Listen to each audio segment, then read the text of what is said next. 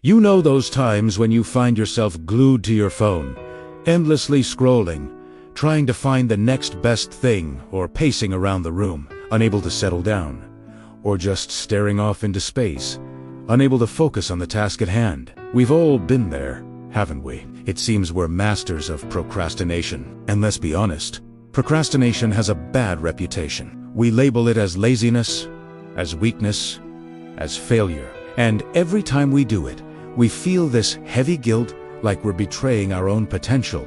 But what if I told you, procrastination isn't always the enemy? What if sometimes it's a secret ally? What if it could be the key to unlocking your hidden potential, leading you to achieve greater success and satisfaction in life? Today, we're going to dive deep into the hidden power of procrastination. Why? Because it's not just about putting things off. It's about understanding when to hold on and when to let go. And by the end of this journey, you'll learn to harness the art of strategic delay. Part 1. The hidden power of procrastination. Have you ever had a project looming over you? One that you knew you needed to start but just couldn't seem to bring yourself to begin? Perhaps it's a daunting writing assignment, an overdue project, or a much-needed conversation. You find yourself drawn to the couch, TV remote in hand, suddenly feeling the irresistible urge to watch just one more episode. Before you know it, hours have passed, and you're no closer to starting your work. Was this just laziness, or was there more at play? When you procrastinate, it often feels like you're doing nothing. But your brain, it's still hard at work. Psychologists call this incubation. Your subconscious is piecing together ideas while you think you're avoiding the task. That's why you suddenly get a brilliant idea in the shower or while lying in bed. It wasn't random. Your mind was working silently in the background. Part 2. Story. Example. History is full of procrastinators who changed the world. Leonardo da Vinci took over 16 years to finish the Mona Lisa. Steve Jobs was famous for delaying decisions until the very last moment, and J.K. Rowling admitted to staring at blank pages 4 weeks before her words flowed. Verite Lacy. No. They were letting time sharpen their ideas until they were ready to deliver. Now, here's the question. Should you be fighting your procrastination, or should you be embracing it? The answer might surprise you. Part 3. Why guilt makes procrastination worse. Here's the real trap.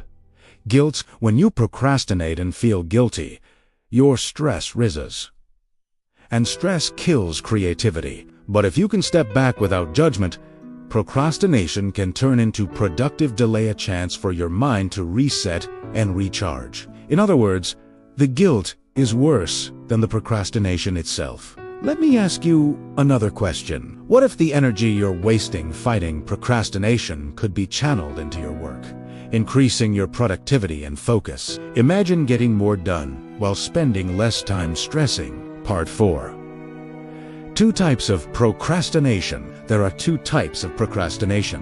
One is destructive, avoiding the task completely, running away, and piling up pressure until it breaks you. But the other is strategic, delaying just enough to let your mind breathe, to think deeply, to refine your ideas.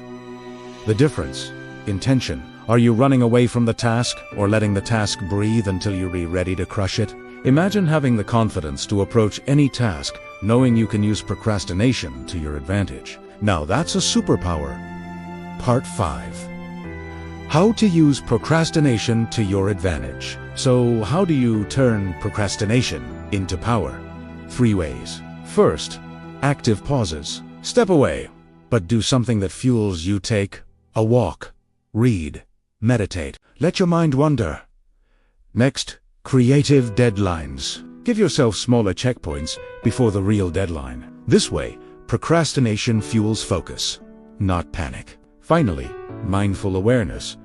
Notice why you're procrastinating. Sometimes it's not laziness, it's your brain telling you the idea isn't ready yet. Trust that signal. Incorporate these tips into your daily routine and watch your procrastination turn into productivity. Part 6. Closing reflection. You know those times when you finally finish a task you've been dreading, and the sense of relief and accomplishment that washes over you? That's the feeling we want more of in life. Procrastination doesn't always mean failure. Sometimes it means your brain is working behind the curtain, preparing you for success.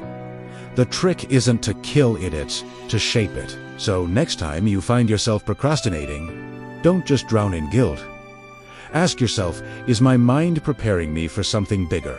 Because sometimes, waiting is not wasted time, it's wisdom in disguise. If you've made it this far, you're awesome. Thanks for watching.